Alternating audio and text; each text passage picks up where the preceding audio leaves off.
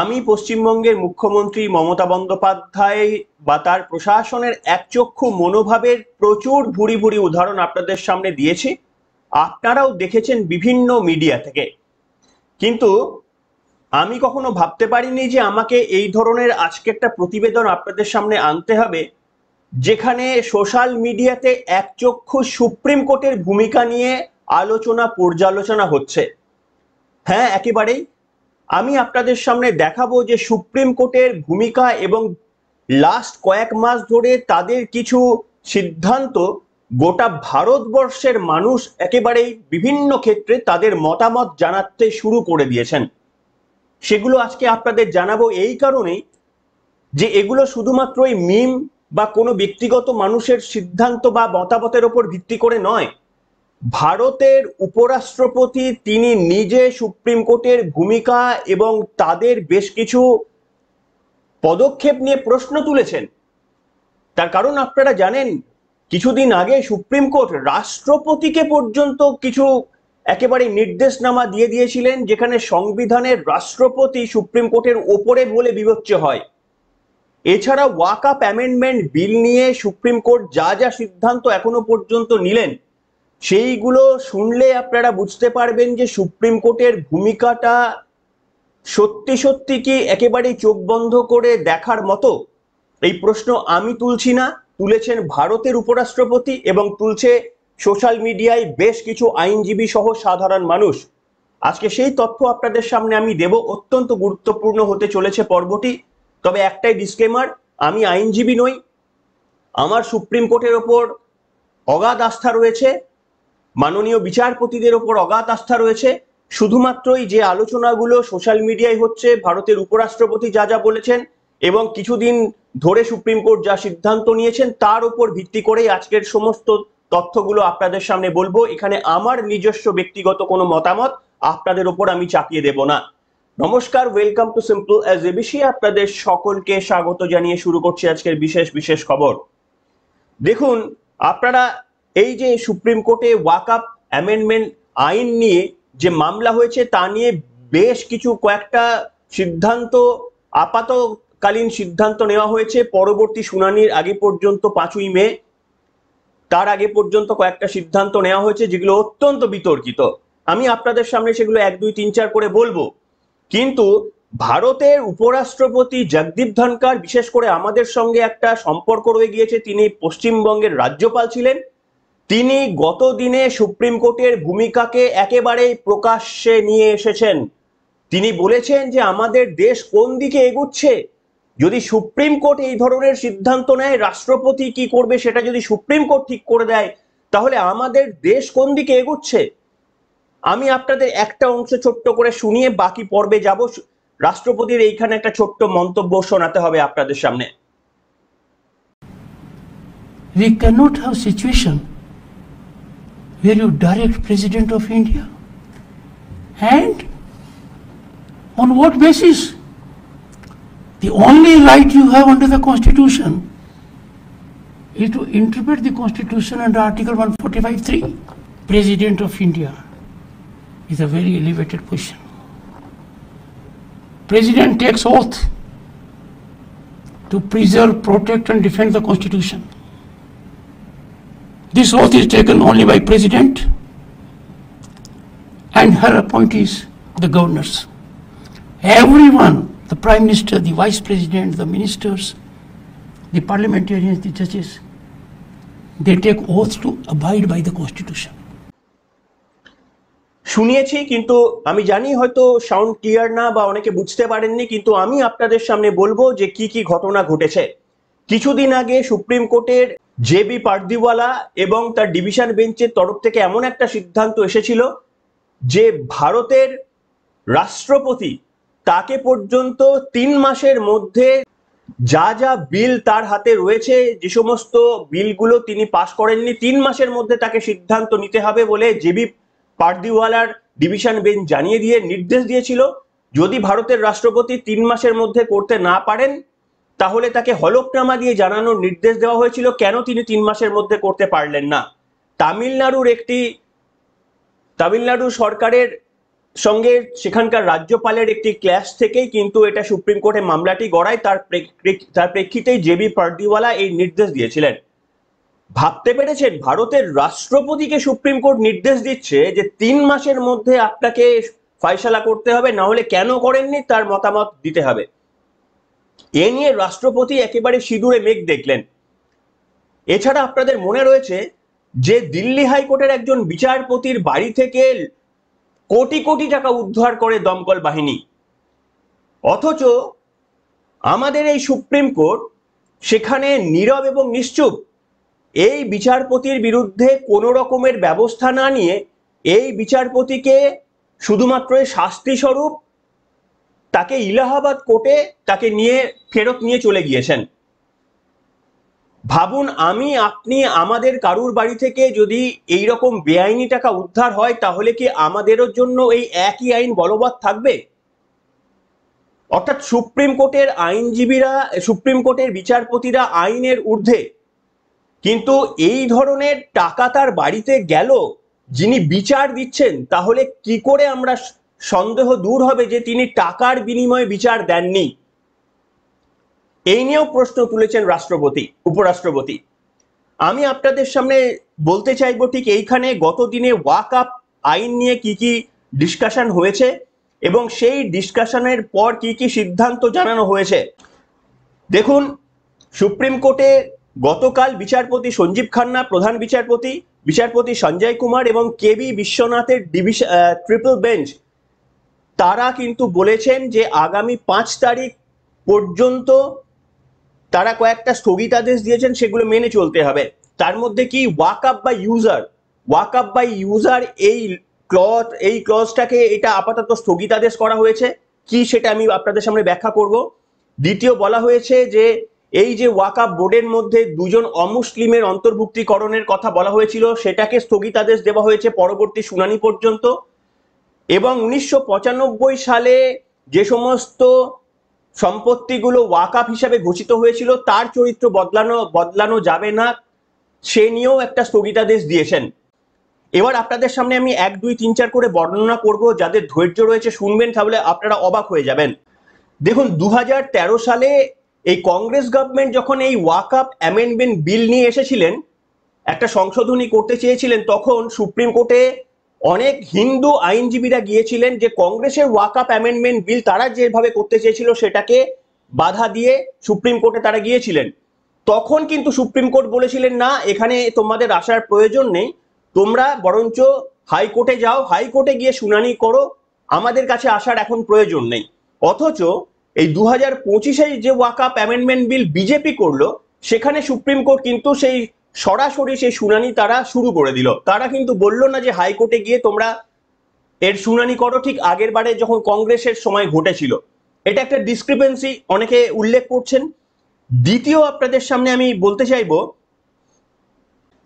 Non Muslim in ওয়াকআপ board, এটা নিয়ে প্রচুর আলোচনা হয়েছে যে একটা ক্লজ ছিল যে ওয়াকআপ বোর্ডে 2 জন নন মুসলিমকে রাখতে হবে, কিন্তু সেগুলো আপনাদের বলেছিলাম অ্যাডমিনিস্ট্রেটিভ পদে, সেগুলো কোনো ধর্মীয় আচার আচরণের জন্য সেই অমুসলিম পোস্ট থাকবে না, শুধু অ্যাডমিনিস্ট্রেটিভ কাজের জন্য। এর মূল উদ্দেশ্য ছিল যে বিভিন্ন হিন্দুদের সম্পত্তি, অন্যান্য খ্রিস্টান শিখদের সম্পত্তি, সেগুলো ওয়াকআপ হিসাবে বিতর্কিতভাবে ঘোষণা করে সেগুলোকে লুট করা হচ্ছিল। কাজে সেগুলো যদি ওয়াকআপ বোর্ড সিদ্ধান্ত নেয়, সেগুলো একতরফা সিদ্ধান্ত হয়ে যাবে। তাই অ্যাডমিনিস্ট্রেটিভ পদে 2 জন অমুসলিমকে রাখার সিদ্ধান্ত নেওয়া হয়েছিল অ্যাডমিনিস্ট্রেটিভ পদে। এইখানে অনেকে বলছেন, একটা রায়ের উল্লেখ করছেন সুপ্রিম কোর্টের, বলছেন Binod Kumar MP versus Malabar Devaswom board 2024-এর একটা কেস হয়েছিল, যেখানে সুপ্রিম কোর্ট বলেছিল, এই মামলার রায় দিতে গিয়ে বলেছিল যে জাতি, ধর্ম, বর্ণ, ভাষা, মন্দির বংশগত নয় এমন ট্রাস্টি হিসাবে নিয়োগে বাধা দিতে পারে না। অর্থাৎ এখানে সুপ্রিম কোর্ট বলেছিলেন যে কোনো কাস্ট ব্যারিয়ার হতে পারে না, একটা মন্দিরে যদি একটা ট্রাস্টি গঠনের জন্য কোনো কাস্ট ব্যারিয়ার হতে পারে না, অর্থাৎ সেখানে বিভিন্ন সম্প্রদায়ের মানুষ থাকতে পারে, আপনারা দেখতে পাচ্ছেন আমাদের স্ক্রিনে। কিন্তু এখানে এখন বলা হচ্ছে সুপ্রিম কোর্টের তরফ থেকে এই অংশটিকে স্থগিতাদেশ দেওয়া হয়েছে। অনেকে প্রশ্ন তুলছেন যে এটা কি দুরকম হচ্ছে না? এরপরে আপনাদের সামনে আমি আরো শোনাতে চাইবো সুপ্রিম কোর্ট আরো একটি বিষয়ে ওয়াকআপ বাই ইউজার এখানে স্থগিতাদেশ দিয়েছেন। ওয়াকআপ বাই ইউজার মানে কি, যে কোনো সম্পত্তি বা কোনো জায়গা সেখানে কোনো রেকর্ড নেই, ওয়াকআপ হিসাবে সেটাকে দান করা হয়েছে বলে কোনো রেকর্ড নেই, কিন্তু যেহেতু দীর্ঘদিন ধরে ওটা একটা ধর্মীয় কাজে ব্যবহার করা হচ্ছে, মুসলিমদের ধর্মীয় কাজে ব্যবহার করা হচ্ছে বলে সেই জায়গাটি এমনিতেই ওয়াকআপ সম্পত্তি হয়ে যাবে।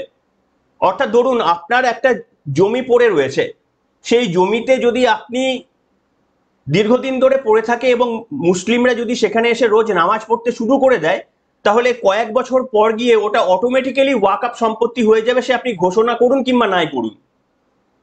এটা কত বড় একটা ভয়ঙ্কর আইন ছিল আপনারা ভেবে দেখুন। নেহেরু এটা তৈরি করে গেছিলেন যে যে কোনো ধরুন রাস্তায় রেড রোডের ধারে যদি মুসলিমরা প্রত্যেকদিন নামাজ, এই যে রেড রোডে তো ঈদের নামাজ পড়া হয়, তাহলে ধরুন আজ থেকে 15 বছর পর তারা গিয়ে যদি দাবি করে যে যেহেতু রেড রোডে আমরা নামাজ পড়ি, এটা আমাদের দীর্ঘদিনকার নামাজ পড়ার জায়গা, কাজে এইটা হচ্ছে ওয়াকআপ বাই ইউজার, এই জায়গাটা হচ্ছে ওয়াকআপ সম্পত্তি। ঠিক যেমন ভাবে তারা দাবি করেন ইডেন ওয়াকআপ সম্পত্তি, রাজভবন ওয়াকআপ সম্পত্তি, নবান্ন ওয়াকআপ সম্পত্তি, এইরকম ভাবে তারা আস্তে আস্তে গোটা দেশকেই তারা কার্যত বলে ওয়াকআপ সম্পত্তি, তার কারণ তারা সব জায়গায় ধর্মাচরণ করে। এইখানে দাঁড়িয়ে আমি আপনাদের বলবো যে CGI, chief justice of India বলেছে এদের পক্ষে, মুসলিমদের পক্ষে বলেছেন যে যেটা 400 বছরের পুরনো, 500 বছরের পুরনো যেখানে ধর্মচরণ করা হয়, সেখানে তারা দলিল আনবে কোথা থেকে তারা দেখাবে। অথচ এখানে প্রশ্ন তোলা হচ্ছে রাম মন্দিরের সময় 500-600 বছরের পুরনো দলিলও কিন্তু তখন সুপ্রিম কোর্ট দেখতে চেয়েছিল, সুপ্রিম কোর্ট কিন্তু সেখানে ছাড়েনি, আর সেখানে দলিল দেখানো হয়েছে। অর্থাৎ সেই ক্ষেত্রে দলিল দেখানো হয়েছে, এই ক্ষেত্রে সিজিআই বলছে ওরা কোথা থেকে দলিল পাবে। কত ভয়ঙ্কর একটা আইন ভাবুন, যেখানে ধর্মচরণ তারা করতে থাকবে, সেটাই তারা নিজেদের বলে ঘোষণা করতে পারবে। যদি সুপ্রিম কোর্ট এটাতে মান্যতা দিয়ে দেয়, তাহলে একটা দিন গোটা ভারতবর্ষকে তারা বলবে ওয়াকআপ সম্পত্তি। এরপরে আপনাদের সামনে আমি আরো একটা উদাহরণ দিচ্ছি। শবরীমালা টেম্পল কেস 2018, অনেকের মনে নেই। এই শবরীমালা টেম্পল কেসে কি হয়েছিল না, সেখানে দীর্ঘদিনের রেওয়াজ ছিল সেখানে শুধুমাত্রই পুরুষেরা যেতে পারবে, মহিলারা যেতে পারবেন না, এটা একটা রেওয়াজ। সুপ্রিম কোর্টে মামলা হওয়ার পর সুপ্রিম কোর্ট বলেছিল যে না, এই ধরনের কোনো রেওয়াজ থাকা উচিত নয়, এবং তারপর থেকে শবরীমালা টেম্পলে হিন্দু মুসলমান সকলেই কিন্তু, মাফ করবেন, পুরুষ নারী সকলেই কিন্তু সেখানে যাওয়ার অধিকার পেয়েছেন। ঠিক একই ধরনের মামলা কেন মুসলিম মহিলারা মসজিদে যেতে পারেন না সে নিয়েও মামলা হয়েছে, অথচ সুপ্রিম কোর্ট সে বিষয়ে নাক গলাননি। মামলা এখনো চলছে, 6-7 বছর হয়ে গিয়েছে, মামলাটি ঝুলে রয়েছে। এখানেও অনেকে প্রশ্ন তুলছেন যে তড়িঘড়ি শবরীমালা টেম্পলের সিদ্ধান্ত নেওয়া হলো যে সেখানে পুরুষ মহিলা সকলকে ঢুকতে দিতে হবে, সেটাও তো একটা কালচার ছিল, তাহলে সেই কালচারে হাত দেওয়া গেলে এই কালচারে কেন হাত দিতে পারছে না সুপ্রিম কোর্ট? এছাড়াও একাধিক মামলা রয়েছে, যেমন ধরুন পাঁঠা বলি দেওয়া, পশুদের বলি দেওয়া। আমি ব্যক্তিগতভাবে সেটাকে একেবারেই অপছন্দ করি, হিন্দু মুসলমান বলে ব্যাপার না, আমি ব্যক্তিগতভাবে চাই এটা বন্ধ। কিন্তু সেই যাই হোক, অনেক জায়গায় এরকম রায়ে নাকি আমি অন্তত সোশ্যাল মিডিয়ায় দেখেছি যে সুপ্রিম কোর্ট কয়েকটা জায়গায় রায় দিয়েছে যে এইভাবে নির্বিচারে হত্যা করা যায় না, কয়েকটা জায়গায়, সব ক্ষেত্রে না, স্পেসিফিক্যালি বলেছে। অথচ বকরি ঈদে এইভাবে নাকি হত্যা, মানে গরু হত্যা, গোহত্যা এইভাবে করা হয়, সেখানে মামলা দীর্ঘদিন ধরে পেন্ডিং থাকলেও সে নিয়ে কিছু সুপ্রিম কোর্ট বলেননি। এই নিয়ে সোশ্যাল মিডিয়ায় কার্যত একেবারেই প্রশ্নবাণে রায় নিয়ে, সুপ্রিম কোর্ট নিয়ে নয়, রায় নিয়ে প্রশ্নবাণে বিদ্ধ হতে শুরু করেছে কখন না, ভারতের উপরাষ্ট্রপতি তিনি নিজে প্রশ্ন তুলেছেন। আপনারা একটা জিনিস দেখুন, এই যে ওয়াকফের যে সমস্ত স্থগিতাদেশ দেওয়া হলো, আগামী 5 তারিখ পর্যন্ত, 5 তারিখে আবার শুনানি রয়েছে, তার আগে কেন্দ্র তাদের কিছু নথিপত্র জমা দেবে হলফনামা আকারে, এবং সেখানে তারাও সওয়াল করবে। কিন্তু এটা ভেবে দেখুন, খুব রেয়ার কেসে যে একটা পার্লামেন্ট যদি কোনো সিদ্ধান্ত নেয়, সেই সিদ্ধান্তকে যদি সুপ্রিম কোর্ট সেটাকে চেঞ্জ করে দেয়, সেটা কিন্তু ঘটে খুব রেয়ার কেসে, রেয়ার টু রেয়ার কেস। তাহলে তো সুপ্রিম কোর্টই তো সুপ্রিম পার্লামেন্ট হয়ে গেল, যেটা জগদীপ ধনকর বলেছেন। সুপ্রিম কোর্টই তো সুপ্রিম পার্লামেন্ট, তাহলে পার্লামেন্টের আর দরকার কি? নির্বাচিত জনপ্রতিনিধিদের আর দরকার কি? তাহলে সুপ্রিম কোর্টই ঠিক করে দেবেন এবার যে কোনো মামলা উত্থাপন করা হোক পার্লামেন্টে, সুপ্রিম কোর্ট ডিসাইড করুক কি হবে। তাহলে তাহলে তো এই ভোটাভুটি, তারপরে ধরুন জেপিসিতে নিয়ে গিয়ে সিদ্ধান্ত আলোচনা, এর তো কোনো মানে হয় না। এইরকম একটা ভয়াবহ পরিস্থিতির মধ্যে আমরা দাঁড়িয়ে রয়েছি। যদিও এই আপনারা ভেবেছিলেন অনেকে যে চন্দ্রচূড় মহাশয় যখন চলে যাবেন তখন একটু রিলিফ পাওয়া যাবে, সঞ্জীব খান্না নাকি খুব একেবারে দুধে একজন বিচারপতি হয়ে আসবেন, কিন্তু বাস্তবে অন্তত সোশ্যাল মিডিয়া থেকে সেই রকম কোনো চিত্র পাওয়া যাচ্ছে না। যদিও সঞ্জীব খান্নার তার মেয়াদ বেশি দিনের জন্য নয়, তিনি এই মে মাসের ওই সম্ভবত 15-20 তারিখের মধ্যে তিনিও রিটায়ার করতে চলেছেন, কিন্তু সুপ্রিম কোর্টের কলেজিয়াম যাদেরকে বিচারপতি হিসেবে নিয়ে আসছেন তাদের রায়গুলো অনেক জায়গায় কিন্তু ফাঁক ফোকর থেকে যাচ্ছে বলে সাধারণ মানুষের মনে করছেন। আমি শুনছিলাম ভারতের রাষ্ট্রপতির বক্তব্যটি সম্পূর্ণভাবে, তিনি বলছিলেন যে কোনো একটা মিডিয়া হাউস সার্ভে করেছে ভারতের বিচার ব্যবস্থা নিয়ে। এই যে বিচারপতির বাড়ি থেকে টাকা উদ্ধার এবং সেখানে কোনো ব্যবস্থা না নেওয়া থেকে শুরু করে রাষ্ট্রপতির বিরুদ্ধে সুপ্রিম কোর্টের মন্তব্য, তাকে নির্দেশ দেওয়া, রাষ্ট্রপতিকে নির্দেশ দেওয়া, এছাড়াও অনেক বিভিন্ন কেসে সুপ্রিম কোর্টের জাজমেন্ট সাধারণ মানুষের বিশ্বাসটাকে কিছুটা টলিয়ে দিচ্ছে বলে বলছেন জগদীপ ধনকর, ভারতের উপরাষ্ট্রপতি। তাই সেই কারণেই আমি সাহস পেলাম, ভারতের উপরাষ্ট্রপতি যদি বক্তব্য বলতে পারেন তাহলে সেই বক্তব্যগুলো আপনাদের সামনে তুলে ধরি নিজের কোনো মতামত ছাড়া। আমাদের ভরসা রয়েছে সুপ্রিম কোর্টের ওপর, কিন্তু সর্বশেষে কথা বলবো যে ভারতবর্ষ আস্তে আস্তে এমন একটা দেশ হচ্ছে যেখানে মুসলিমরা সব থেকে বেশি সেফ। মুসলিমরা পাকিস্তান, আফগানিস্তান, বাংলাদেশে যতটা না সেফ, এই ভারতবর্ষে ঠিক ততটাই সেফ।